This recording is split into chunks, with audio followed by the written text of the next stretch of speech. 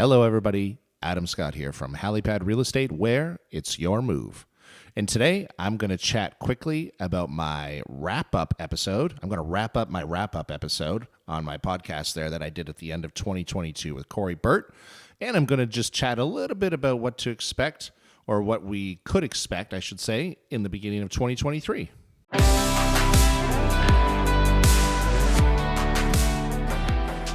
Well, thank you so much for joining me today.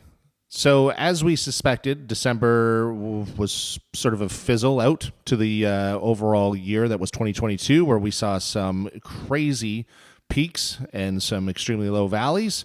But December did exactly what we thought it was going to do, where sales, inventory, and average purchase price trended down a little bit from the month of November. December average purchase price overall from December to December is down just a smidge as we head into 2023. Like I said in my wrap-up episode on my podcast there, 2022 saw some impressive gains on average purchase price at the start of the year there, which were quite honestly a little unsustainable.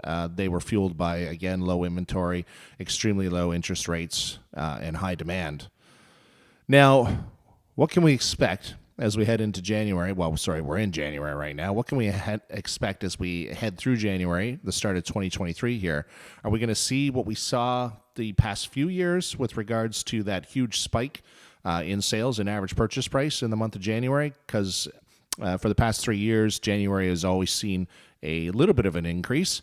Last January saw a significant increase. This year, I think, is going to be different, and nobody has a crystal ball. We won't know for sure what's going to happen, but what we can do is we can look at the things that we do know.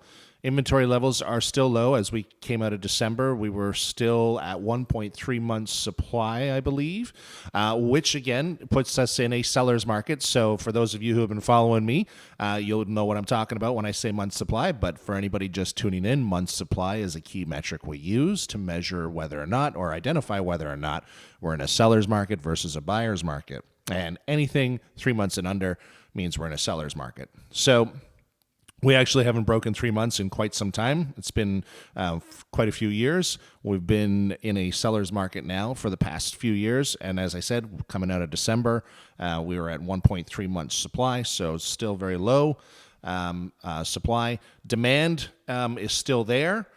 We will see interest rates start to plateau. I think, again, I don't have a crystal ball, and I don't work for the Bank of Canada, so I can't say for sure, but there's talk about another increase, a very slight increase, possibly, as we head towards the end of winter and into spring.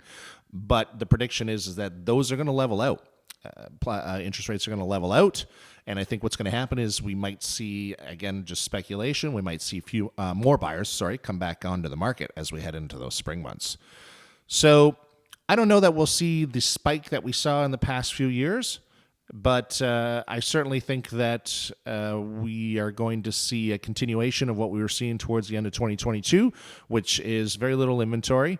Homeowners still getting multiple offers in certain situations, maybe even sell their house for slightly above their list price. I think we might see a few more buyers come back on the market because those interest rates are going to start plateauing. I'm just as interested to see what happens in the market as anybody else is who's following along. Thanks again for joining me today on this brief market update. Again, it's Adam Scott with HaliPad Real Estate, where it's your move. Don't forget to follow me on Instagram and Facebook. Subscribe to our YouTube channel, my playlist. Also, you can find my podcast where all podcasts are found, which would be on Spotify and Apple.